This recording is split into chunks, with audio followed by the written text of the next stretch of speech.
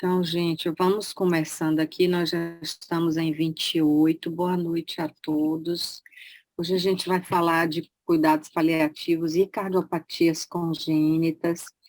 Eu quero apresentar a doutora Paula Vicence Gaiola. Ela é pediatra, cardiologista, cardiointensivista, paliativista. Ela é coordenadora do Centro de Terapia Intensiva Cardiológica Pediátrica do INCOR, da Faculdade de Medicina da USP. Ela é coordenadora do Grupo de Cuidados Paliativos da Criança Cardiopata do INCOR, né, da Faculdade de Medicina USP. E eu conheci Paula lá no curso da USP de Cuidado Paliativo Perinatal, ela dando aula, e foi o curso que Lisandra, o único curso que Lisandra fez junto com Guta, e foi assim que eu a conheci. Paula, seja bem-vinda. É um prazer você estar falando para a gente aqui hoje. Obrigada por sua disponibilidade. A gente sabe o quanto que você é ocupada, mas a gente não podia passar esse ano e não te escutar. Então, seja bem-vinda à Bahia, mesmo que de forma remota. A palavra é sua. Obrigada, Lília, pelo convite. Obrigada a todo mundo pela presença. Eu vou pedir para você ficar bem à vontade, Lília, quando você quiser sair, porque a Carol falou que por recomendação médica ela não ia deixar você ficar aqui e eu vou fazer coro com ela. Está gravado, depois você assiste, se cuida de Tá coração, bom, tá tá bom? bom, obrigada.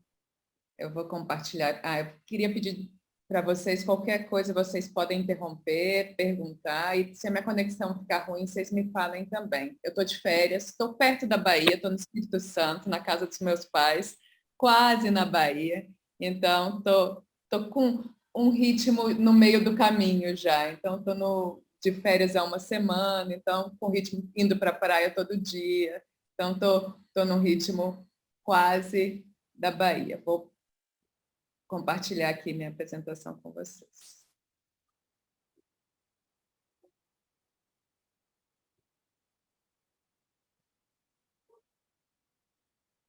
Vocês conseguem ver minha tela? Sim, Só, perfeitamente. só acertar aqui e tirar o que está na minha frente. Pronto.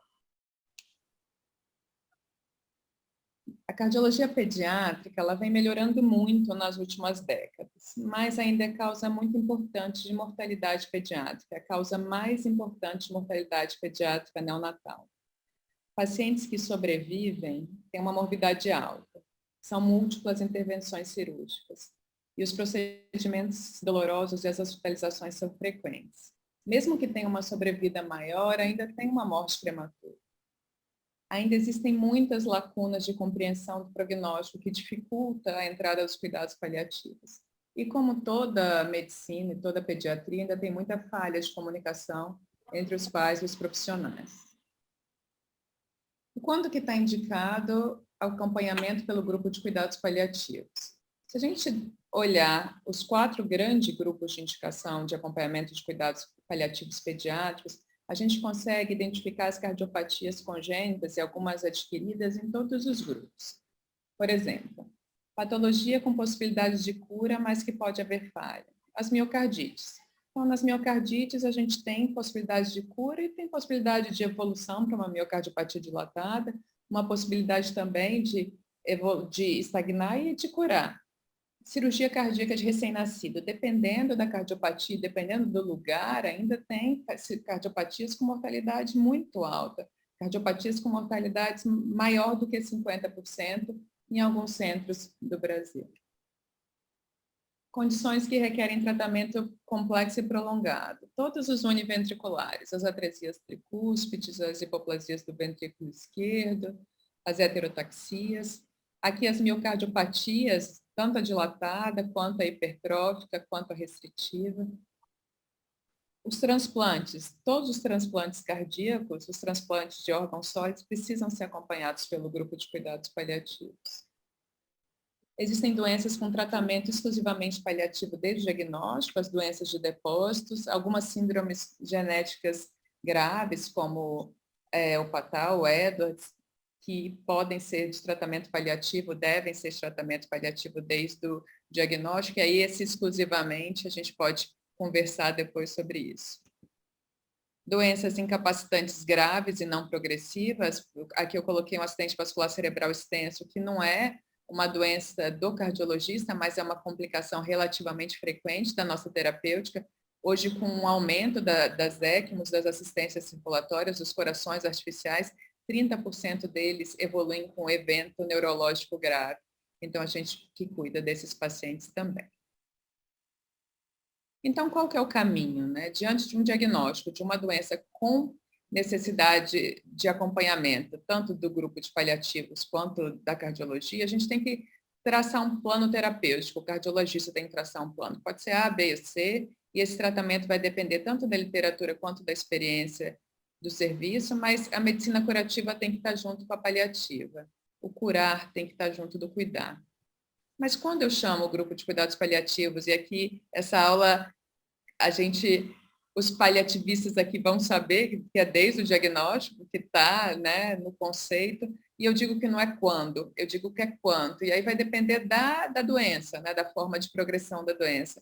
Nesse gráfico do canto superior esquerdo, onde o cuidado curativo é o branco e o cuidado paliativo é o azul, a gente pode pensar numa doença univentricular, por exemplo, numa atresia tricúspide ou uma síndrome de hipoplasia do coração esquerdo, onde no começo da vida eu tenho bastante intervenção, 3 cirurgias, um monte de cateterismo, e vai passando o tempo, as intervenções são menores e o paciente vai ficando mais sintomático, né? E vai ficando com maior necessidade de controle de sintoma, maiores sofrimentos físicos, psicológicos e sociais, até chegar no fim de vida o tratamento exclusivamente paliativo, com um transplante aí no meio do caminho.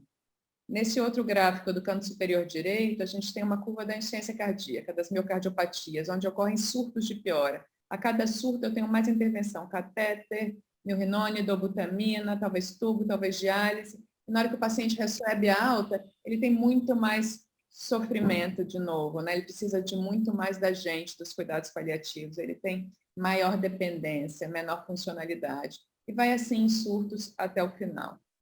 No quadrante inferior esquerdo, uma doença cuidado exclusivamente paliativo, e aqui eu falo que podem ocorrer grandes catástrofes também na cardiologia, uma doença que não tinha indicação de cuidados paliativos, uma CIA, uma CV, cardiopatia simples, e fez uma embolia aérea na SEC, ou alguma embolia de coronária, e teve uma lesão neurológica grave, o tratamento passa a ser exclusivamente paliativo desde então.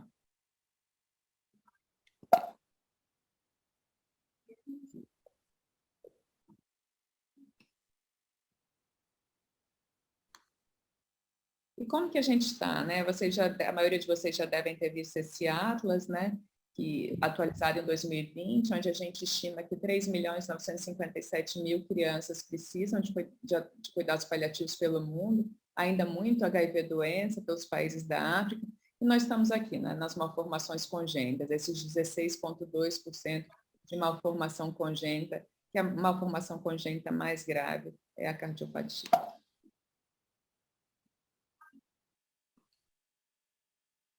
E como que acontece no Brasil, né? A cardiopatia congênita ela acontece em 1 para cada 100 nascidos, 7 para cada 1.000 nascidos vivos, vão nascer 32.000 cardiopatas por ano. A mortalidade em um ano ainda é alta, 54%, ainda morre muita criança, a gente não consegue atender muita criança, 30% das crianças não conseguem ser atendidas ainda.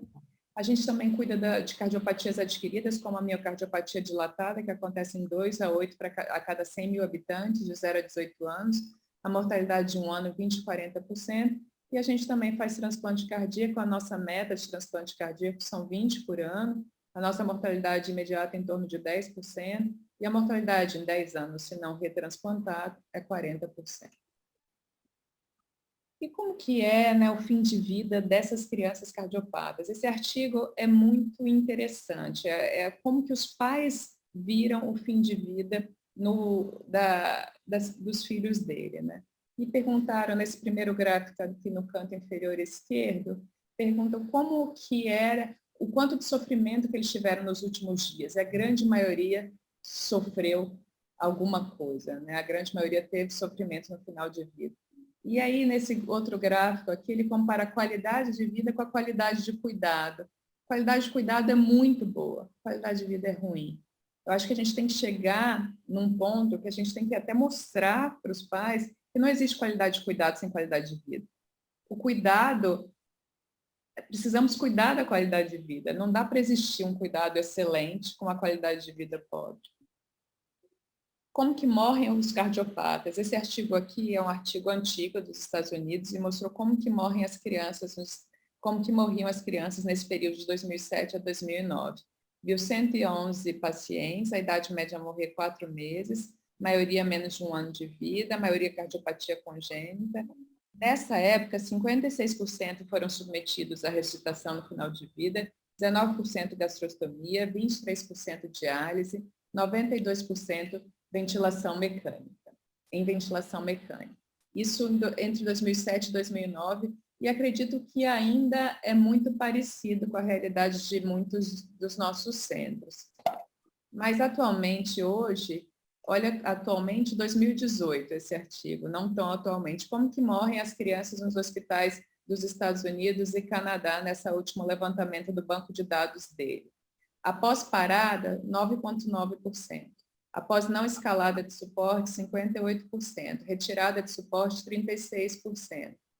Aqui eles colocaram, primeiro teve uma parada e depois eles decidiram retirar o suporte, 2,9%, critério neurológico, 6,5%. Se a gente vai para a Austrália e Nova Zelândia, a mesma coisa, né? A retirada de suporte e não escalada está aumentando e a quantidade de ressuscitação máxima vem diminuindo. E se você divide por especialidade, né, mesmo a cardíaca também é a mesma coisa. A maioria vai morrer após retirada ou não escalada de suporte. Se a gente for olhar para os públicos de transplantado, esse é um artigo americano de 2017, eles ainda 22% morriam depois de ressuscitação e com bastante intervenção, 83% com algum tipo de intervenção, 74% entubado, 22% diálise, 52% de jejum, 30% com assistência circulatória. 22% pós-ressuscitação, 56% pós-retirada de canulação de ECMO. E eles falam que esse número é muito alto para eles, né? Que o número deles é 9% após ressuscitação. E eles discutem muito se não tem muito sofrimento no final de vida desses pacientes transplantados, o quão é difícil você falar sobre limitação, sobre não escalada, sobre retirada de suporte de alguém que você ofereceu a vida há pouco tempo, né? Porque o tempo médio de vida de um transplante cardíaco é 10 a 20 anos e depois você precisa retransplantar. E dependendo se não tiver indicação de retransplante, alguma intervenção que limite a vida, eles acham muito difícil falar isso para a família. E como nós trabalhamos no INCOR? Se o diagnóstico é pré-natal, a gente entendendo, né, que as malformações fetais ocorrem em 3% das gestações e 1,2% são malformações maiores, a gente acompanha lá no GAI do Hospital das Clínicas as malformações letais e as de alta mortalidade. Por critério, por a gente conseguir, né, poder ter a possibilidade de o que as nossas pernas aguentam, a gente consegue acompanhar só as doenças com uma mortalidade superior a 50%. Foi um critério que a Lisandra colocou lá atrás e a gente segue acompanhando. Hoje em dia, nenhuma cardiopatia isolada, nenhuma doença cardíaca isolada tem mortalidade acima de 50%. A gente acompanha quando ela está associada a alguma outra síndrome ou alguma outra doença grave, alguma hérnia diafragmática, alguma junção com alguma cardiopatia com uma mortalidade que juntas dá uma mortalidade acima de 50%, ou letal. E a gente faz um acompanhamento multiprofissional, centrado na família, uma comunicação empática e progressiva dos detalhes do diagnóstico e prognóstico. O atendimento lá, a gente atende em dupla, cada multiprofissional, geralmente um médico com uma enfermeira, ou com assistente social, ou com a psicóloga. A gente tenta colocar duas especialidades diferentes juntas, mas que o paciente, que a gestante passe com todos os profissionais, e o último profissional é sempre o pediatra. A gente estimula o vínculo, quando esse é um valor da família, a gente ajuda na ideia de confecção de memória. Muitas vezes, se a doença é letal, só vai ter o período da gestação para confeccionar memórias, ou imediatamente quando nasce, então a gente tem que ir pensando nisso. Nós buscamos ativamente as diversas causas multidimensionais de sofrimento, e para mim foi um grande aprendizado, porque o sofrimento da gestante é diferente do sofrimento da mãe que já teve o bebê. Então, as dores são outras, a família, o grau de envolvimento dos familiares é outro. Por exemplo, todo mundo numa gestante põe a mão na barriga e fala assim, qual é o sexo? O importante é que venha com saúde, né? É uma frase feita, todo mundo querendo saber, todo mundo cobrando chá de bebê. Muitas vezes não querem fazer o chá de bebê. A gente tem algumas estratégias para o chá de bebê ser uma forma de produzir memória e depois doar. Elas têm uma dificuldade de falar para as outras pessoas, porque o bebê não é visto, né? E a barriga vai crescendo. O bebê cardiopata, ele cresce muito bem, né? Ele vive bem na barriga da mãe. E então, muitas vezes eles não acreditam. Às vezes a crença no milagre, ela é mais forte, já que você está vendo o bebê crescendo. Então, é mais desafiador. E elaboramos um plano de parto, o plano de parto a gente faz quando a doença é letal. Então, o plano de parto fica no prontuário, e nesse plano de parto tem quem vai estar junto da gestante no momento do parto, quais são as memórias, quem vai fazer, quem vai produzir as memórias, quem vai fazer as fotos. Dependendo da religião, principalmente na religião católica, que o batismo só pode acontecer depois que o bebê nasce, o nosso padre muitas vezes esteve na sala de parto com a gente, mas a gente já teve mãe de santo também, então a gente busca tanto a espiritualidade quanto a religiosidade para poder ajudar no momento, no enfrentamento das doenças letais. Quando a doença não é letal, a gente faz um plano de cuidado junto com a família para seguir. Se o diagnóstico é pós-natal, a gente não consegue atender praticamente todos os nossos pacientes têm indicação de cuidados paliativos. As que são curáveis é uma minoria que fica com a gente lá no Encore. Então, a gente não tem grupo para atender todo mundo. Então, a gente atende todo mundo que tem um sintoma físico, que tem um diagnóstico que tem indicação, mas um sintoma físico de difícil controle, sofrimento espiritual, sofrimento existencial, sofrimento psicológico, social, alguma dificuldade de comunicação. Se era algum paciente já acompanhado no meu ambulatório, então a gente tem um ambulatório de cuidados paliativos, se esse paciente interna, a gente acompanha durante a internação e durante a terminalidade, e às vezes é muito difícil identificar a terminalidade, principalmente para cardiologista. Eu, como cardiologista, eu sei disso. Então, a pergunta surpresa aqui ajuda muito, né? Você se surpreenderia se ele morresse nos próximos 6 meses? E muito importante, eu acho que um outro aprendizado muito importante, assim que a gente é chamado, antes de qualquer coisa, a gente faz uma reunião dos cuidados paliativos com os cuidados habituais, para entender juntos o objetivo de cuidado. Porque muitas vezes a gente enxerga algumas coisas muito diferentes da equipe de cuidado habitual. Então, a gente vai definir junto. Então, aqui o objetivo de cuidado é conforto. Ok, se o objetivo de cuidado é conforto, todos acordamos, aí fica muito fácil. Então, se é conforto, não faz sentido antibiótico. Se é conforto, não faz sentido reanimar. Então, o objetivo de cuidado tem que ser definido pelos dois. Porque às vezes, muitas vezes, lá no começo eu entendi que o objetivo do cuidado era conforto, mas o objetivo de cuidado da médica responsável era cirurgia. E ela queria só manejo de sintomas. E aí a comunicação dá muito ruim. Por mais que o outro médico não fale nada, o olhar dele, o não verbal e a família, não dá. Então, a equipe tem que estar junto e o objetivo de cuidado tem que estar todo mundo acordado. Acordou o objetivo de cuidado, aí a gente vai para a reunião familiar. E na reunião familiar, multiprofissional. Primeira coisa, avaliação da compreensão do prognóstico, em que página a família está. E aí, naquele momento, essa reunião multiprofissional pode ser só do grupo de paliativos, se quiser, vem alguém do grupo de cuidados habituais, e aí a gente vai junto. E aí, dependendo da compreensão do prognóstico, a gente ajuda a explicar mais um pouquinho, identificamos os valores e buscamos ativamente as diversas causas de sofrimento. E aí essa reunião pode ser 1, 2, 3, porque às vezes a compreensão do prognóstico está lá no começo e a gente vai indo nessa reunião. Depois a gente faz um plano de cuidado. Nesse plano de cuidado tem nome, idade, diagnóstico, breve história, objetivo de cuidado, a medicação, os tratamentos, as medicações que ele faz uso, os tratamentos propostos para as possíveis descompensações. Então, aí, por exemplo, é um paciente que vai de alta, é um plano de cuidado. Se febre, se pneumonia, tratar a pneumonia. Ou é um paciente que está internado já na sua terminalidade. Em caso de parada cardíaca, não reanimar. Em caso de dispneia, morfina, e aí a gente vai falar um pouquinho mais para frente sobre os sintomas mais comuns e o tratamento específico para eles. O sofrimento físico mais comum na cardiologia, né, é a dor abdominal. E aí essa dor é a dor da isquemia mesentérica, a dor do baixo débito, é a dor da hepatomegalia ou a gastrite secundária e o uso de medicações.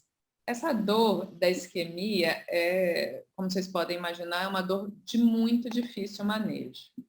E aí, daqui a pouco eu falo da gente como tratar essa causa dessa dor. Se é no período neonatal, lembrar que recém-nascido sente dor, né? Que é em base, quanto mais cedo, quanto mais novo, quanto mais prematuro, mais imaturas vias inibitórias. E a dor crônica pode causar apoptose neuronal. Lembrar que um objetivo importante é prevenir a dor, porque depois que ela recidiva, é mais difícil de controlar. A escala e as medidas farmacológicas e não farmacológicas. E é super importante aqui, como eu estava falando, tratar a causa. E como que eu vou tratar a causa de uma dor abdominal, de uma isquemia mesentérica? E hepatomegalia, né? Que às vezes a gente fica difícil de entender o que está causando a dor. Diurético e droga vasoativa. Aqui, droga vasoativa é para manejo de sintoma, não é para prolongar a vida, em caso de paciente na terminalidade. A gente, muitas vezes, quem já cuidou de um paciente com uma miocardiopatia dilatada, sabe que é impossível controlar a dor sem droga vasoativa. Então, a droga vasoativa aqui pode e deve ser usada como sintomático. Lembrar de avaliar com a escala adequada antes de tratar medidas farmacológicas e não farmacológicas. Lembrar alguma coisa que vocês estão cansados de saber, na criança só 2 degraus, dor leve, não opioide adjuvante, dor moderada importante, analgésico opioide e adjuvante, não opioide. Não farmacológico, criar um ambiente físico apropriado, reduzir o estímulo sonoro, facilitar o ritmo do sono, permitir o máximo possível a presença dos pais, promover contato físico, evitar imobilização traumática, sucção não nutritiva, musicoterapia, contato pele a pele e sempre reavaliar depois de tratar. Mas muito importante, às vezes mais importante que tratar, é prevenir. A gente sabe o que causa dor. A gente sabe que uma aspiração aspiração traqueal de um recém-nascido ou de uma criança grande vai causar dor. A gente sabe que fazer um destro no calcanhar, ele vai chorar porque vai doer. Por que a gente não faz alguma coisa se a gente sabe que vai doer? Então, a gente tem um protocolo de prevenção de dor, os passos, que é tanto de medida não farmacológica quanto farmacológica, antes de todos os procedimentos. Outro sofrimento físico que a gente tem, importante, é a dispneia. E aí é que a nossa dispneia vai ser tanto da congestão pulmonar, pode ter derrame pleural, pode ter uma pneumonia complicando a doença. E aí a intervenção vai depender da fase da doença e do plano de cuidado. Se o meu objetivo de cuidado, que eu combinei lá atrás com a equipe que está cuidando, é conforto, não faz sentido nem entubar, nem VNI, nem CAF, não faz sentido. Agora, se o objetivo de cuidado for transplante cardíaco, cirurgia para deshospitalizar, aí faz sentido tubo, faz sentido a VNI, vai ser indicação médica. Para todas as fases, um monte de diurético e droga vasoativa. Então, a gente acredita que, mesmo que a gente sempre lembra isso, não vou aumentar o diurético que o rim está ruim. A gente acredita que a dispneia é muito mais desconfortável que uma uremia, e até chegar na uremia demora mais. Então, a gente dá muito diurético para diminuir a dispneia e até para diminuir aquela cialorreia. Ventilação invasiva e não invasiva, e como eu falei, dependendo do objetivo de cuidado, e a morfina está sempre aqui para ajudar a gente a aliviar o sintoma, quando não tem indicação de intubação. Outro sintoma bem frequente, e eu acho que até mais difícil do que a dor de manejar nos cardiopatas, principalmente pré-adolescente e adolescente, é a náusea e vômito, tanto pela isquemia mesentérica, pelo fígado comprimido, pela gastrite. Às vezes a gente faz um monte de antiemético, não funciona. A droga vasoativa aqui também ajuda muito e a acupuntura também ajuda. Outro sintoma frequente é a caquexia, pela anorexia, pelo baixo deto, aumento do consumo energético, mediador inflamatório, como o TNF. E aí, também, o que a gente faz? Depende do estágio da doença e dos valores da família. Para todas as fases, a dieta adequada ao paladar infantil e ao paladar da criança. Eu posso dar até nutrição enteral. Se o meu objetivo de cuidado for deshospitalizar, transplante cardíaco, eu posso passar uma sonda para nutrição enteral. Mas se o meu objetivo de cuidado é conforto, e minha barriga está doendo, e se eu comer vai doer mais ainda, pode ser que eu não dê a dieta, e aqui é super desafiador. Aqui eu tenho a foto do Wellington, nosso paciente, que a Raquel autorizou a divulgação das imagens. Aqui está ele com uma sonda nasentérica, que a gente fazia nutrição enteral noturna, ele tinha indicação de transplante cardíaco nessa época. Depois o transplante foi contraindicado e ele aqui com alimentação baseada no prazer. E tem uma história engraçada que ele mandava mensagem para mim pedindo para eu pedir iFood, pizza de azeitona para ele. E depois que ele morreu, a mãe dele falou que ele só comia azeitona e ela comia a pizza inteira. E ele queria pizza de azeitona, mas ele só queria o salgadinho da azeitona. Esse aqui é uma foto de um aleitamento materno, e é o que eu falei para vocês, dos cuidados paliativos. Eu acho que cuidados paliativos é muito de você... Não tem os protocolos, mas não dá para fazer tudo para todo mundo. Você tem que ouvir e ver a dor, e muitas vezes pesar. Eu ponho essa foto para contar a história de uma mãe que ela teve um filho com uma síndrome de hipoplasia do coração esquerdo, e sem possibilidade terapêutica, tinha uma disfunção ventricular, insuficiência valvar importante, não tinha possibilidade terapêutica para o bebê. E ela tinha perdido o útero, era o único filho que ela ia ter. E ela tinha um desejo muito grande de amamentar esse bebê. E a gente pensando naquela dor da isquemia mesentérica, e se a gente ia colocar o bebê no peito, ou se não ia colocar o bebê no peito, o que a gente ia fazer? Essa mãe pediu, a gente achou que o bebê estava sem dor, a gente deixou o bebê sugar 2 vezes, foi o que o bebê conseguiu sugar. Essa mãe, ele não teve dor depois, e a mãe ficou muito grave, certamente teve um luto menos complicado.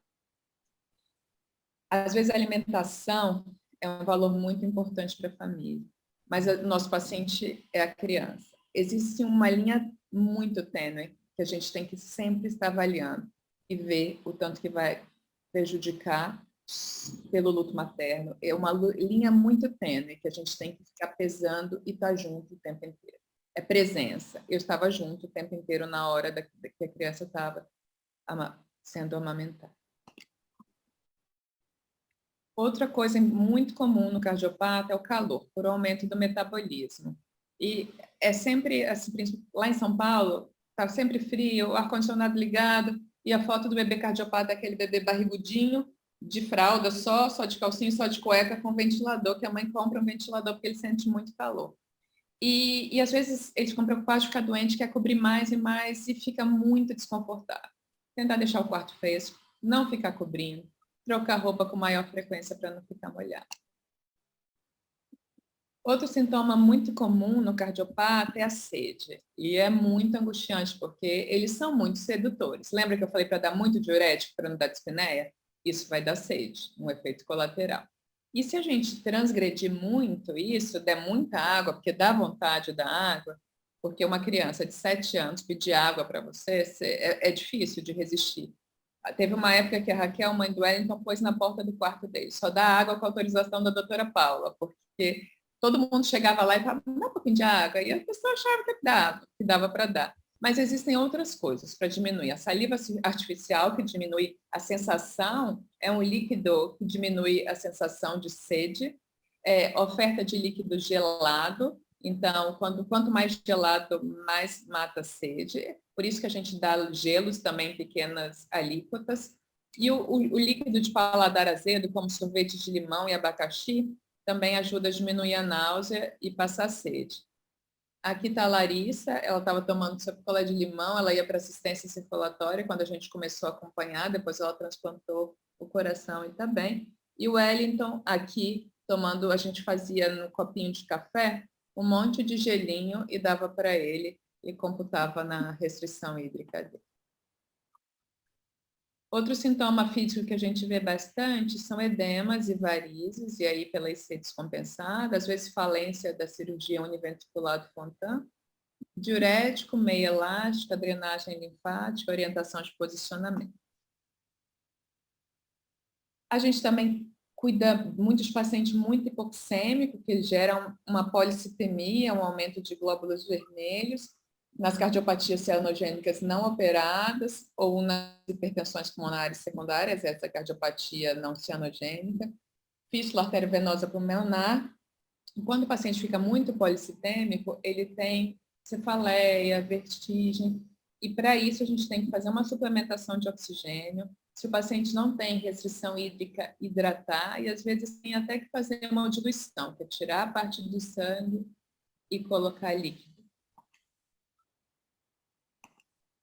A gente também cuida do sofrimento psicossocial, e esse artigo de revisão mostrou que 75% dos artigos relataram que pais de crianças com cardiopatia congênita têm mais estresse, mais depressão e mais ansiedade que a população em geral, mas é semelhante a outras doenças crônicas. Que o custo de tratar e cuidar de criança com doença cardíaca é um grande fardo para a família de todo mundo. Até quando a saúde é pública, como no nosso país, um dos pais tem que parar de trabalhar para acompanhar a criança. Tem o custo do transporte. De qualquer forma, impacta bastante. A gente cuida da parte psicológica, né? Se a gente vai olhar para os pais, a gente vai ter ansiedade, depressão, medo, a culpa que vem junto da placenta da mãe. A gente tem comunicação difícil. E aí a gente faz uma terapia individual com os pais, a gente tem grupos terapêuticos semanais e a gente auxilia no estabelecimento de diálogo efetivo com a família. Às vezes é a psicóloga que consegue entender a dúvida da família, às vezes é o assistente social que vem e fala assim, olha, a mãe entendeu diferente, alguém da equipe mais próxima à enfermagem que vai ajudar a estabelecer, a tirar esse medicase e estabelecer uma comunicação mais efetiva.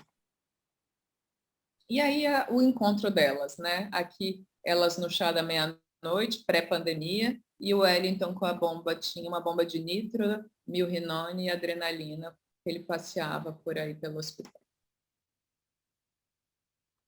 Os irmãos, a gente cuida dos irmãos, né? Vocês que fazem cuidados paliativos pediátricos já sabem, né, que o irmão sofre demais pela preocupação com o irmão doente, distanciamento dos pais, se sentem abandonados, angústia, eles têm medo, sentem raiva do irmão que roubou os pais, depois tem medo dessa raiva causar a morte do irmão.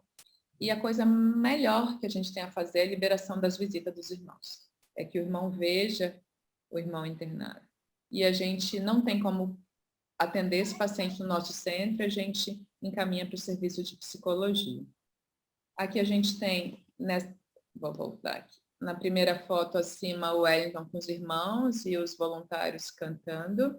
Nessa foto à direita, o Bernardo e recebendo a visita do irmão dele. Esse irmão dele tinha 3 anos e ele estava lá e o pessoal, 3 anos, será que a gente libera a visita ou não? E eu falo, quanto mais novo, menos preconceito. Eles não sabem o que é um hospital, eles não sabem o que é esse tubo na boca, eles não sabem nada. E esse olhar dos dois valeu por tudo. Foi muito impactante. Aqui embaixo tem as irmãs da Manu, elas são irmãs adolescentes e elas fizeram esse desenho, depois o pai me deu. e a Manu era uma bebê que tinha um diagnóstico pré-natal, ela tinha genesia bilateral de globo ocular e não tinha diagnóstico da cardiopatia.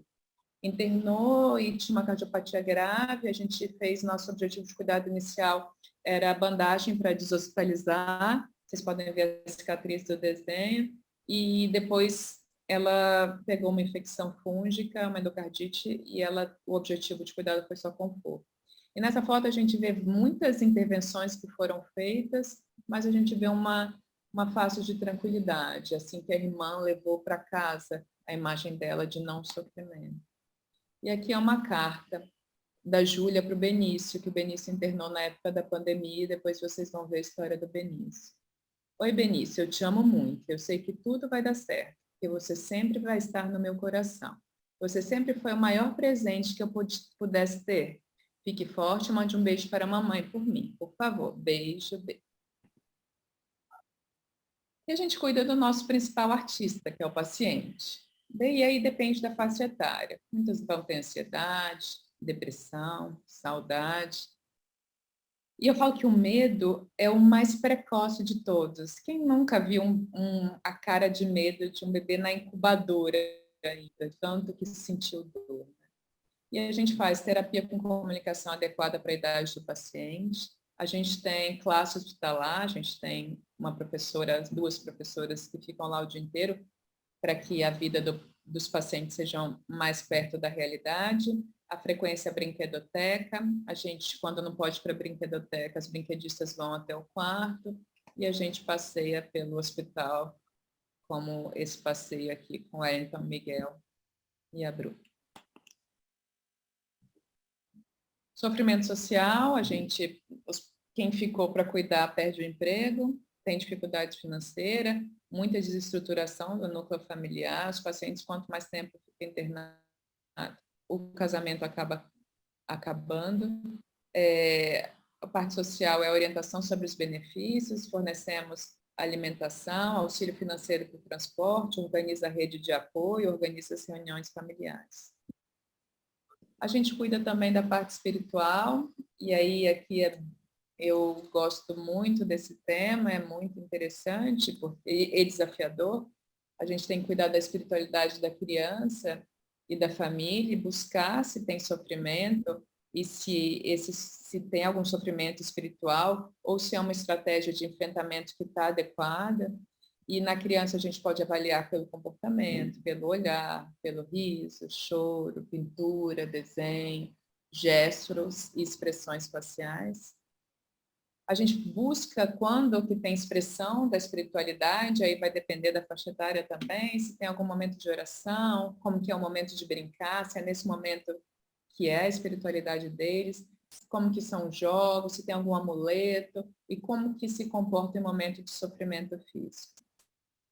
Estratégias e comportamentos, como que ele se conecta, se ele vai na igreja, se ele medita, se tem alguma coisa em particular, se é uma oração, se tem imaginação, como são os sonhos. E como que varia a expressão ao longo da doença, né? Se a espiritualidade fica mais forte quando tem mais sofrimento, ou se quando tem mais sofrimento briga com Deus, ou se quando tem mais sofrimento acha que é culpado porque fez alguma coisa errada e está sendo punido por Deus, né? Como que está essa espiritualidade? Quanto que está fazendo de bem ou não? E quais são os efeitos provocados? Calma, paz, admiração, gratidão, se é conflito, se tem desejo de buscar. E isso, eu falo que é muito desafiador. É papel nosso, profissional de saúde, mas se a gente não se sente preparado, se identifica de alguma forma algum sofrimento espiritual, chama o capelão do hospital ou chama alguém da religião do paciente ou alguém da espiritualidade que possa te ajudar nessa espiritualidade, mas é muito importante olhar esse paciente como um todo. E aí a gente cuida do fim de vida também, promovendo uma morte digna quando é inevitável. E a gente cuida do luto. A gente tinha um grupo pré-pandemia, que a gente reunia as mães na casa de apoio. Hoje a gente não tem, hoje a gente manda uma carta para a família, e essa carta a gente escreve, né? Cada um que conviveu com o paciente escreve o que lembra de positivo desse paciente, é uma carta de condolências, mas a gente lembra, escreve vários momentos que a gente teve com o paciente, e essas duas obras de arte foram aquarelas doadas por artistas, para a gente enviar para a família junto com a carta e a memória sempre feliz dos pacientes. A gente, em 2016, começar a sair literatura específica sobre o cuidado paliativo em cardiologia pediátrica. Esse artigo diz que o acesso precoce aos cuidados paliativos ajuda o paciente e seus familiares a desenvolverem meios para se preparar para uma morte prematura. Esse outro fala que, apesar dos avanços e aprimoramento das técnicas e consequente redução da mortalidade, as crianças cardiopatas são submetidas a várias internações, procedimentos dolorosos frequentes que certamente impactam na qualidade de vida. Esse outro é sobre retirada de suporte. Era um relato de caso no artigo de ética de um paciente de 11 anos, ele tinha feito um transplante, evoluiu com doença vascular do enxerto e colocou um ventrículo artificial como ponte para a decisão e ver se daria para retransplantar. Mas não deu, ele evoluiu com falência renal e pulmonar. E foi indicada a retirada de suporte, e esse artigo é sobre uma discussão ética da retirada de suporte. E ele fala que é muito difícil retirar suporte. 17% dos clínicos já se recusaram a retirar suporte. É mais difícil ainda retirar suporte de criança, e eles perguntam se não é eutanásia. E não é eutanásia, está dentro da ética, está dentro da lei. Não está sendo introduzida uma nova patologia, você está descontinuando um tratamento que não é efetivo, e se você mantiver esse tratamento, pode ser considerado de eutanásia. Então, da mesma forma que a gente faz extubação paliativa, a gente retira a ECMO, a gente retira ventrículo artificial, se tiver só provocando sofrimento. Ele acaba dizendo nesse artigo que toda criança que for submetida à assistência circulatória seja acompanhada pela equipe de cuidados paliativos. E os pais devem ser informados na possibilidade de descontinuar a assistência quando não houver mais possibilidade de reversão do quadro. Esse outro artigo é um randomizado de cuidados paliativos perinatal, mas pós o nascimento, parte foi acompanhada pelo grupo de cuidados paliativos, parte não, de mães que tiveram bebês com cardiopatia univentricular, e o grupo que foi acompanhado pelo cuidados paliativos tiveram menos ansiedade, a mãe ressignificou melhor e contribuiu melhor, e as comunicações familiares foram mais fáceis.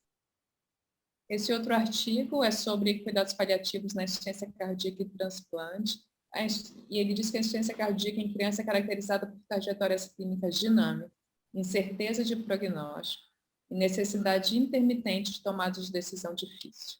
E essas decisões impactam certamente, impacto incerto na qualidade de vida, mas certamente vai impactar na qualidade de vida.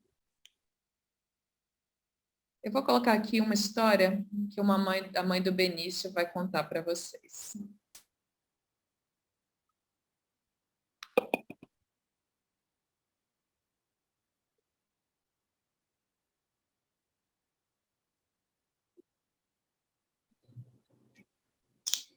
Eu me chamo Gláucia, sou dentista, mãe do Benício. A gente descobriu uma gravidez muito desejada, né? Em 2017, e viemos planejando o nosso segundo filho, eu e meu marido André. Quando a gente se deparou com 15 semanas de gestação, diante de uma cardiopatia muito grave. Procuramos saber como que a gente conseguiria levar, né, todo o procedimento para que a gente conseguisse ter um bebê dentro do centro de referência. Buscamos as informações que fossem auxiliar em todo esse processo de gravidez e ficamos diante de um diagnóstico de hipoplasia do coração esquerdo. Uma doença, né, que a gente já sabe hoje que é muito grave, que compromete todo o lado esquerdo do coração da criança. E durante todo o cuidado da gestação, a gente conseguiu acompanhar no ambulatório de alto risco do Hospital das Clínicas, através de uma referência do posto de saúde onde eu trabalho. Através de todo esse processo, a gente ampliou a pesquisa do diagnóstico para saber a gravidade do problema, né, do Benício. Descobrimos que ele crescia bem, eu tive uma gestação, graças a Deus, muito boa. Durante o acompanhamento, a gente foi acompanhado por uma equipe multiprofissional, muito bacana, que trouxe para a gente um conforto e uma consciência do problema que a gente estava, né, gestando, o que confirmou mais a nossa vontade de estar diante daquela dificuldade, daquele desafio, procurar as melhores oportunidades, as melhores opções de tratamento para o Benício e que ele nascesse, e claro, né, que tivesse uma vida com bastante qualidade. Na verdade, é o que a gente busca até hoje.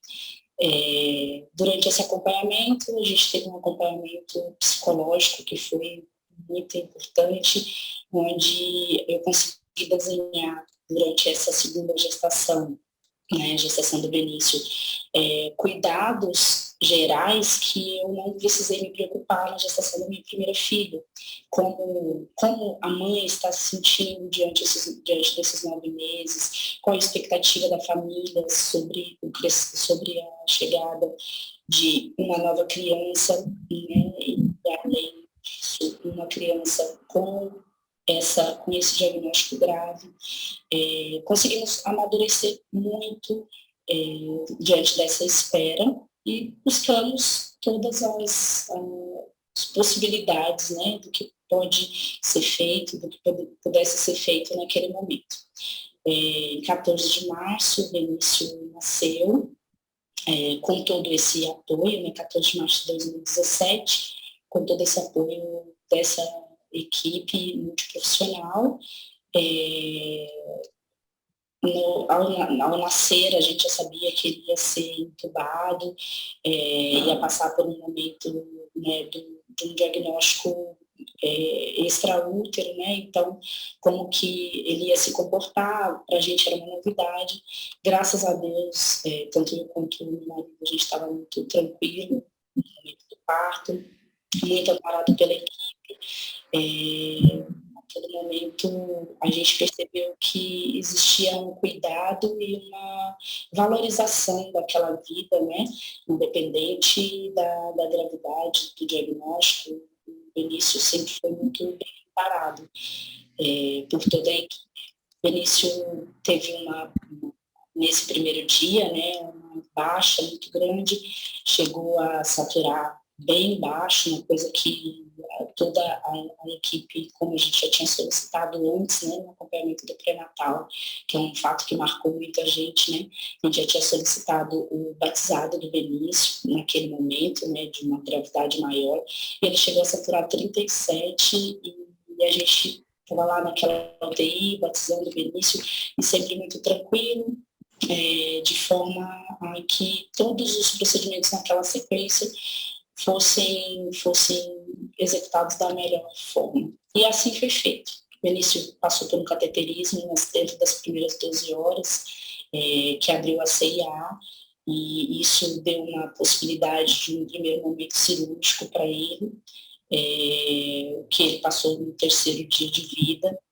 E a minha recuperação do parto foi muito boa também, então eu consegui ir para casa, voltar para visitá-lo todos os primeiros dias, né, que ele estava entubado em recuperação pós-cirúrgica. E a equipe sempre amparando, sempre torcendo pela gente. Desde da gestação, a gente sempre teve muita consciência que a gente estava diante de um quadro muito grave, né, de uma situação bem grave, que talvez não tivesse nem desse oportunidade para o Benício nascer, e isso trazia muita incerteza para a gente, muita angústia, porque a gente ficava imaginando, meu Deus, né? O que vai acontecer com essa criança, né? E mal sabia a gente que a gente percorreria muito tempo perguntando a mesma coisa. Então era bom a gente se acostumar com essa pergunta interna, né? E essa grande busca por uma resolução. O acompanhamento do Benício durante a gestação, nesse grupo de paliativos, né, de doenças graves e genéticas, trouxe para a gente uma sustentação do que a gente ia passar pela frente. Graças a Deus, por volta do 20º dia, o Benício foi estubado e a gente conseguiu colocar o Benício no colo pela primeira vez. Foi muito legal, né, que a gente, tendo um filho cardiopata, a gente não sabe que dia que a gente vai conseguir carregar ele no colo, né? Isso já era mais que desenhado para a gente durante a gestação e graças a Deus a gente teve essa oportunidade. Seguimos com o tratamento, tivemos alta, fomos para casa e sempre buscando, né, uma solução. Uma coisa que me chamou muita atenção durante todo esse período foi a forma que a gente conseguiu lidar com essa situação e a gente consegue lidar até hoje. Sempre com muita alegria, sempre buscando o melhor para ele, sempre tentando direcionar com que o dia dele fosse sempre bom.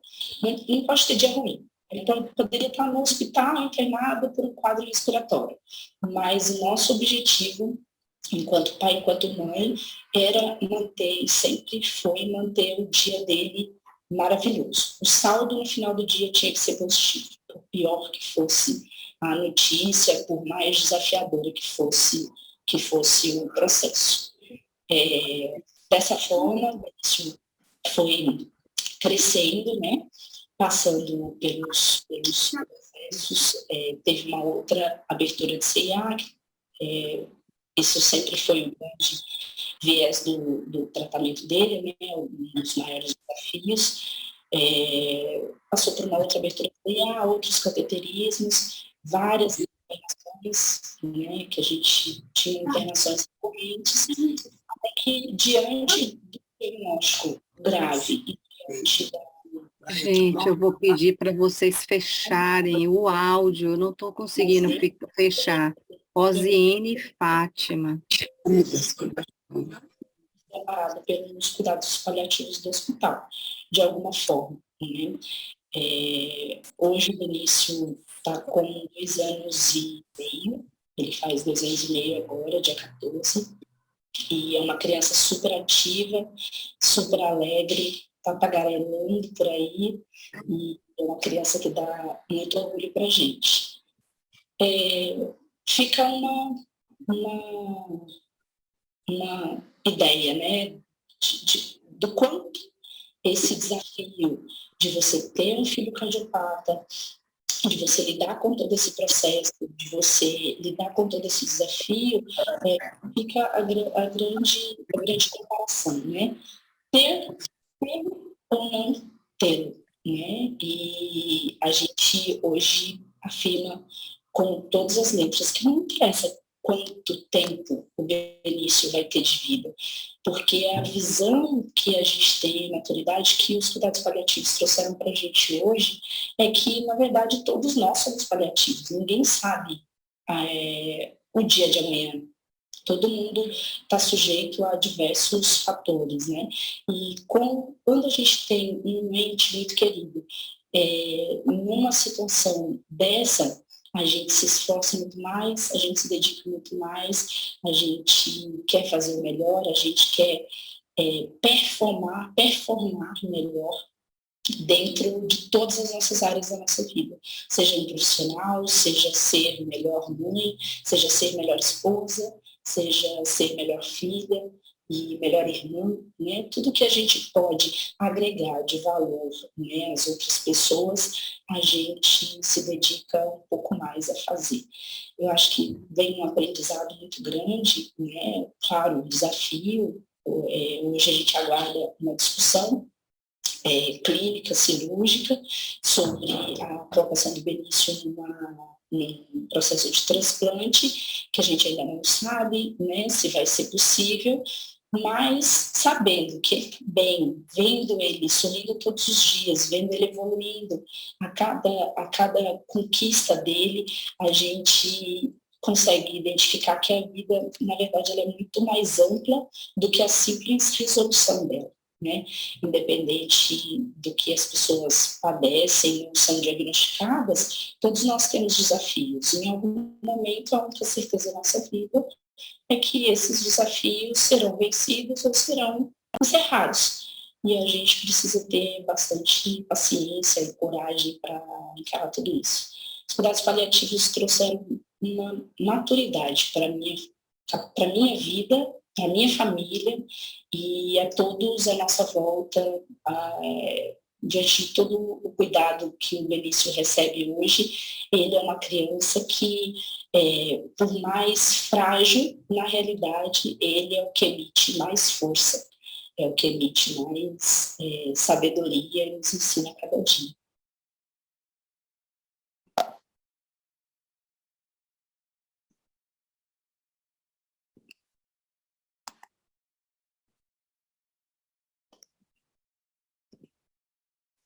Deixa eu voltar aqui. Eita, não, só um minutinho que não está me obedecendo.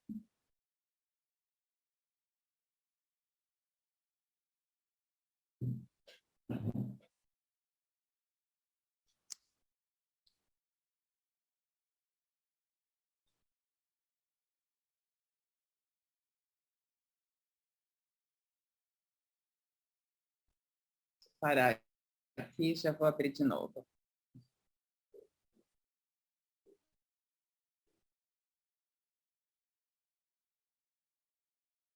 Agora eu vou fechar mais uma vez.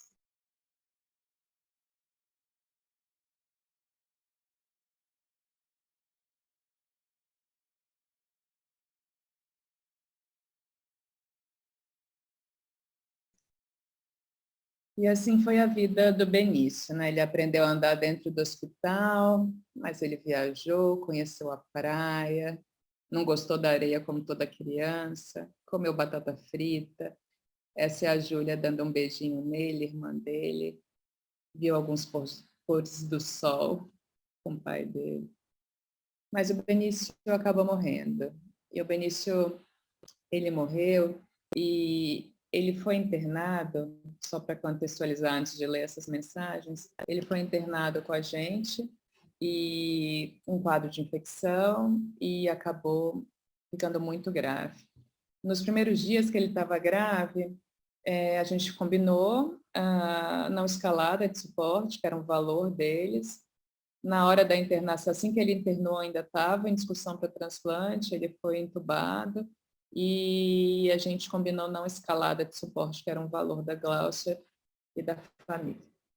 Só que o Benício ficou estável uns 2 dias, algumas coisas interessantes de contar dessa história, que todos os dias eu ia lá conversar com ela, acho que no 3º, 4º dia, ela falou para mim assim, olha, eu sei que ele está muito grave, eu sei que ele está indo embora, mas eu não quero mais falar da gravidade dele. Pode não falar, por favor? E eu acho isso muito interessante, a gente poder fazer esses combinados, tipo, me ajuda, eu quero respirar, eu não quero ouvir só coisa ruim. Eu sei que está ruim, não é que eu não sei, eu só não quero ficar ouvindo isso, e a gente pode respeitar. E passou alguns dias, ela falou assim, eu acho que ele quer viver. Ele quer viver, então eu não acho que eu quero que reanime. E eu falei com ela assim, olha, a gente foi conversando, qual que é a diferença entre a gente sabe que ele vai morrer de qualquer jeito. Ele pode morrer sendo reanimado, provavelmente sentindo dor, sentindo frio, talvez longe de vocês, ou ele pode morrer no seu colo da forma que a gente achar que for mais confortável, que for melhor para ele. Ela falou, eu acho que ele quer, eu tenho certeza que ele está brigando para viver, então eu preciso fazer 2 combinados com vocês. Eu preciso limitar o tempo de reanimação e eu não quero que o Benício fique sozinho. Vocês fiquem aqui com ele, alguém vai ficar aqui com ele, com a gente. Tá bom, limitamos em 3 ciclos e assim foi. E aí ela me mandou uma mensagem, era um sábado à noite, era mais uma parada, cheguei em Mauá, está estacionando na minha casa, Doutor, agora é com o André. Ele sempre ficava mais tempo até com o André do que com ela, muito porque ela não conseguia. Aí ela falou, eu já aceitei que o Benício não me deu sinais de melhora, ele me deu sinal de que quer descansar, mas André também precisa disso na cabeça dele. Eu estava no telefone ali na sala, não sei quantos ciclos, mas ele voltou. Vou deixar os dois conversarem, eu sabia que o Bre precisava de eu sair para ele descansar. E aí ele acabou morrendo. Obrigada, doutor. O André está lá sozinho. Eu conto com o pessoal eu estou com o pessoal aqui. Conto com vocês para apoiar ele lá através das pessoas. Por favor, obrigada. Aí eu lembro que eu estava jantando com as minhas filhas e meu marido e vi essa mensagem. Eu falei, não posso deixar o André sozinho lá. E eu fui lá. E ela falou, como o André está? Está muito mal. Eu falei, está triste, mas está em paz. Fiquei aqui com ele, dei um beijo no B. Agora ele foi embora com a sua amiga, tinha uma amiga dela lá. Estou voltando para casa, uma coisa me liga. Tá bom, doutora, obrigada. Posso voltar no Encore algum dia? Pode. Ela falou que ele deu muitas alegrias, mas ele precisava descansar. Tudo foi mais leve com a sua presença. E aí ela colocou aqui, oi, doutora, gostaria de agradecer no outro dia mais uma vez. Um processo do B até os últimos momentos, tudo faz mais sentido. E como eu disse na nossa reunião para o cateterismo, o B desenhou toda a trajetória dele muito clara, todo o cuidado de Deus para com cada um de nós que conviveram com ele. E aí no outro dia ela postou na rede social assim, hoje devolvemos a Deus o maior presente que recebemos. Obrigado por todos os ensinamentos, Benício, meu Zezé. Você brilhou, você nos deu a oportunidade de viver vários milagres, sacudiu um pedaço grande do mundo, modificou o coração de muitas pessoas, ensinou que o amor é o sentimento mais pleno e forte e permitiu o transbordamento das graças de Deus na vida de muitos. Eu sou muito boa com as palavras, mas hoje eu deixarei apenas as palavras da Júlia, que ao invés das minhas. Júlia escreveu essa carta para o irmão e André levou para o hospital ontem.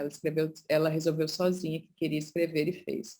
Como foi difícil ler, porque eu mais chorava que tudo. Benício ouviu atento. A Júlia simplesmente disse tudo.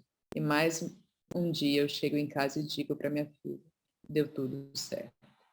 Imagine para uma mãe que acabou de perder o filho, chegar em casa e falar para a irmã que deu tudo certo.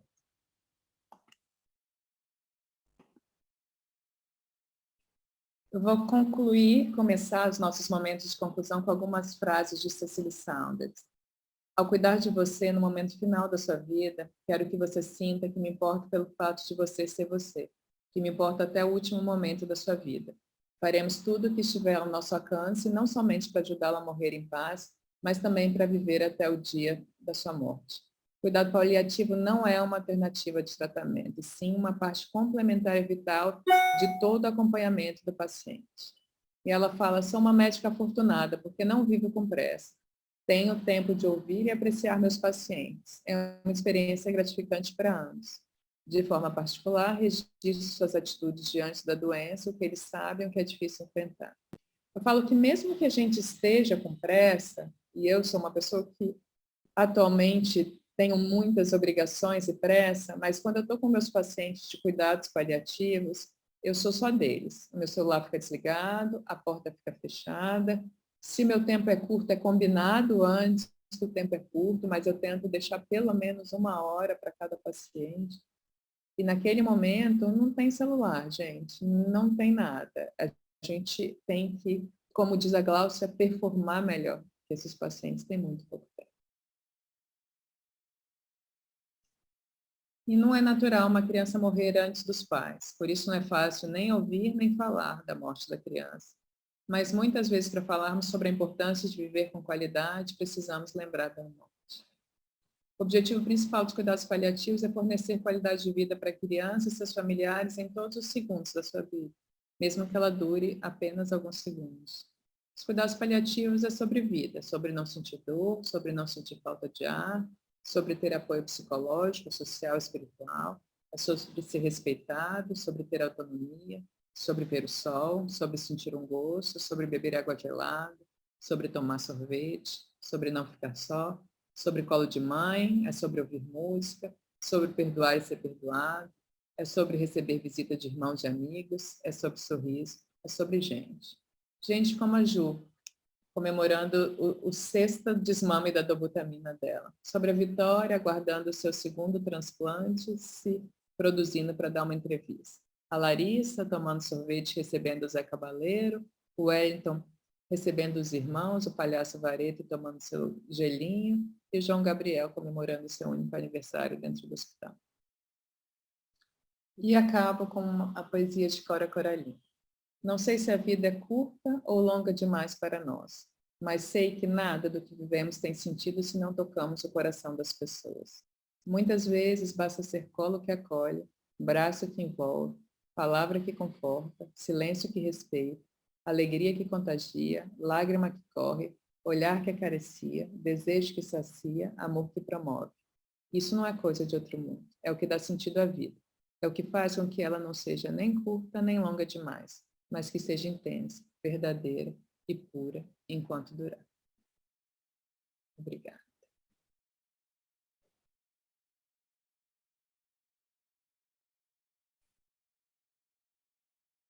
Vou abrir para as perguntas, pessoal.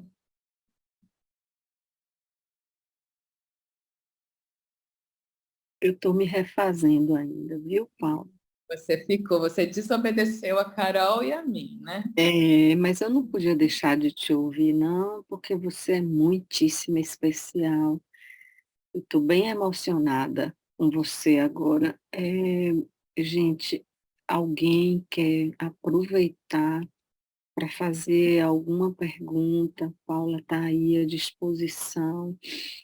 Eu até quero tirar uma dúvida depois, com você, naquele momento que você fala do grupo de pais que vocês fazem lá no serviço de vocês. Vocês têm uma psicóloga que conduz o grupo toda semana, é isso?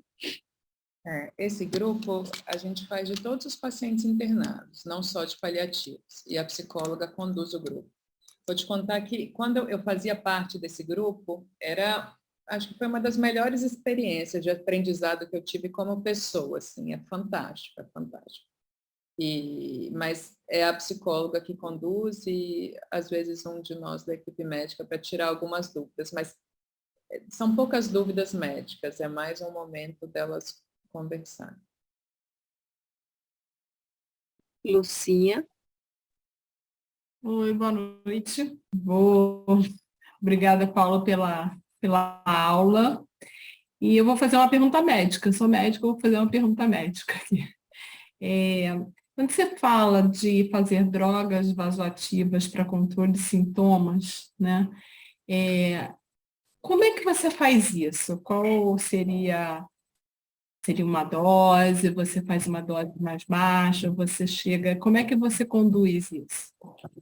A droga vasodilatador inotrópico, da butamina, milrinone, não tem dose máxima, porque não faz mal. É para vasodilatar, diminuir a dor abdominal, diminuir a náusea. Mas, por exemplo, se é uma droga que vai virar vasopressor, a adrenalina, se ela virou vasopressor para segurar a pressão, aí ela não faz mais sentido, porque não é manejo de sintoma. Se ela está em dose alfa, acima de 0,1, já é prolongadora e já causa mais sintoma do que benefício. Claro, num paciente na sua terminalidade. Agora, se é um paciente que está num choque, que você acha que vai sair de um choque séptico, aí é outra coisa. Pode estar em paliativo, mas não está na terminalidade. Respondi?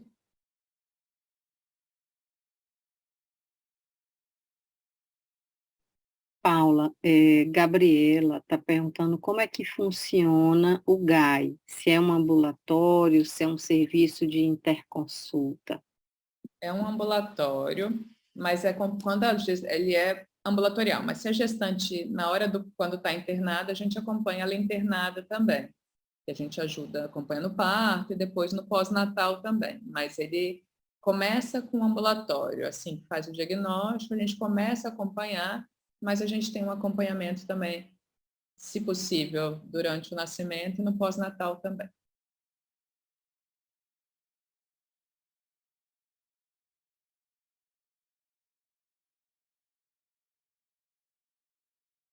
Mais perguntas, gente?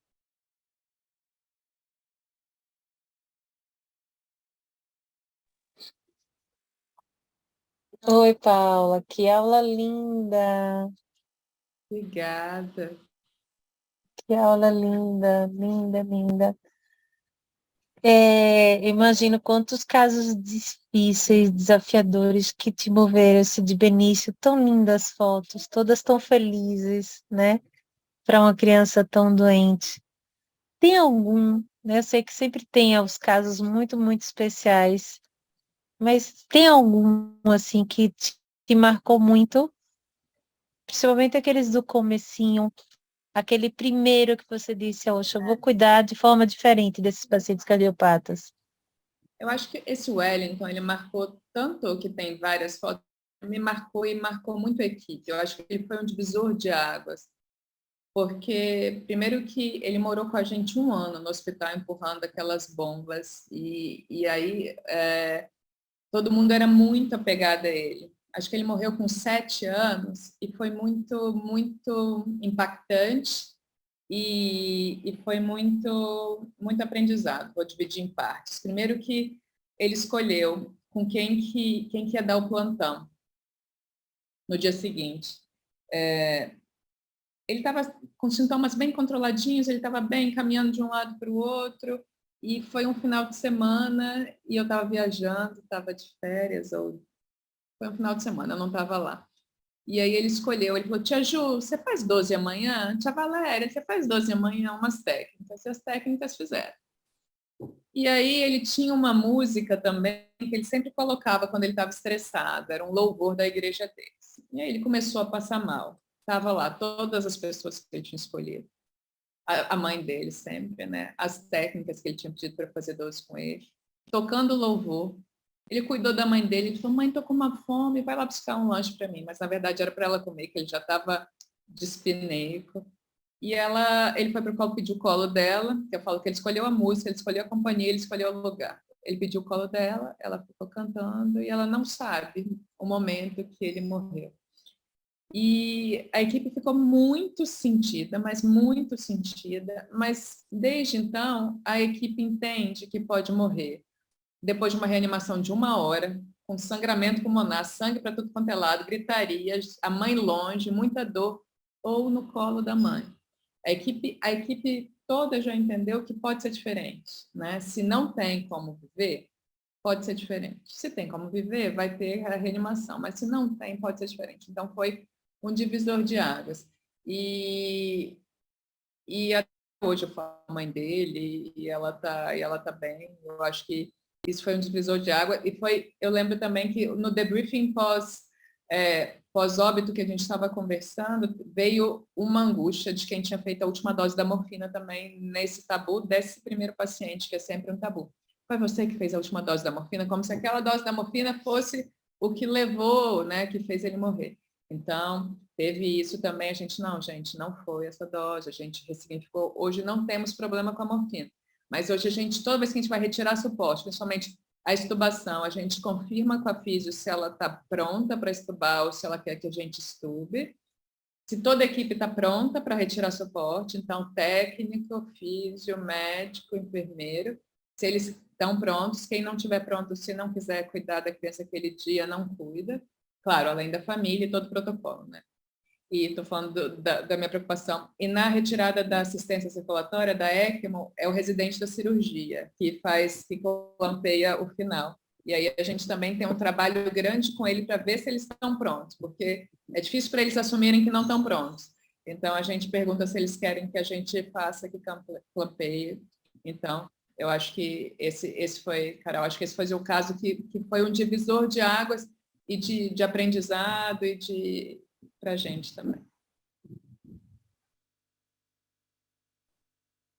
Ô, Paula, obrigada pela partilha. Eu que agradeço. Lu, você quer falar? Eu tenho aqui uma dúvida, como é que vocês conduzem numa gestante, né, que você falou que cardiopatias letais, como é que vocês abordam para ter um cuidado exclusivamente paliativo, né, ao nascimento de bebês com cardiopatias graves e como é que você elege? Qual é essa cardiopatia que você elege? Vai muito dos valores da família, dessa conversa que teve no pré-natal, como é que isso é feito? A gente, lá no GAI, a gente faz um levantamento de literatura do prognóstico. A gente só define o prognóstico de alguma coisa que é letal. O que é letal da cardiopatia hoje, por exemplo, uma hipoplasia do coração esquerdo com uma hérnia diafragmática, com hipoplasia pulmonar, com LHR muito ruim. Esse é letal. É mais associação, por exemplo, um patal. Um patal é letal. Então, claramente, não tem nenhuma cardiopatia sozinha que é letal. Por exemplo, gemelaridade imperfeita com um coração só também é letal. Então, essas são letais, né? Então, como, por exemplo, um patal, que é o mais simples de explicar. A gente fala com a família que ele tem uma doença, que a gente explica que que não tem possibilidade de tratamento, que não tem cura. A gente não fala que é incompatível com a vida, a gente também já caiu em armadilhas de falar que vai nascer e vive um mês, né? E a família gera muita angústia, então a gente já sabe, a gente não sabe o quanto tempo vai viver, e o tanto de tempo que vai viver, a gente vai cuidar dele, o que a Glaucia falou, todos os dias a gente vai fazer o possível para o saldo ser positivo. Gente, e vamos ficar com vocês para não ter essa sensação de abandono, mas aí a gente já determina que como não tem o que fazer, e aí na conversa com a pediatra, na última consulta, depois do vínculo, a gente fala, como não tem possibilidade de cura, se o coração parar de bater, a gente não vai reanimar, a gente não vai colocar um tubo na boca que vai causar sofrimento, e a gente deixa tudo isso descrito. Um outro caso que me marcou de cuidados paliativos perinatal, que foi, depois tem até uma enfermeira, estava gestante de o bebê com uma encefalocele gigante, e era letal, e ela era enfermeira e estava fazendo pós em cuidados paliativos. E ela passou com a gente lá no GAI, e aprendi muito com ela, assim, muito. E ela falava, eu não vou poder dar banho na minha filha, então, enquanto eu estou tomando banho, eu estou dando banho nela. Ela foi ensinando para a gente, depois ensinar para as outras pessoas como fabricar memórias. E eu falo que paliativo também é uma pessoa que briga, né? Ela queria pegar a bebê viva no colo, né? E a gente teve uma briga com os obstetras, que eles não queriam deixar fazer um parto cesáreo. Não, na cabeça quadrada, né? Não, vai morrer? Para que vai precisar ser parto cesáreo? Você vai morrer mesmo? Não, ela quer pegar o bebê no colo, né? Aí, não faz sentido. Uma cirurgia, o útero, pode ser que eu não engravide mais. Eu falei, faz sentido, é um valor dela, vamos respeitar. Não, isso é muito absurdo, esse valor... Aí eu acabei a conversa assim, se fosse comigo eu ia querer cesárea, então vamos respeitar. Eles olharam assim, ficaram meio sem ter resposta, porque, nossa, tipo, você é louca, você concorda com ela? Eu falei, sim, concordo, e se eu não concordasse também, tinha que respeitar. E foi um parto cesárea, a bebê ficou um pouco no colo dela, e ela depois até deu uma entrevista na UOL recente sobre isso, sobre como foi importante para ela.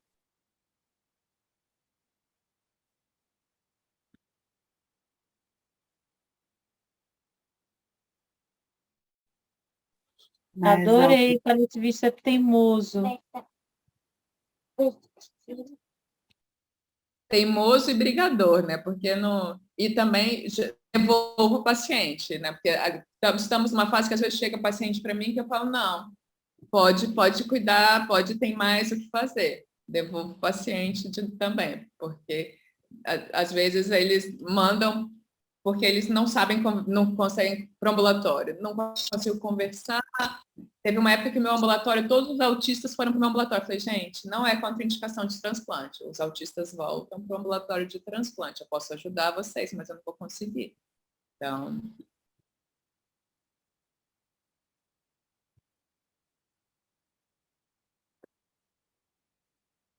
Mais alguém, gente? Fale aí, Palominha.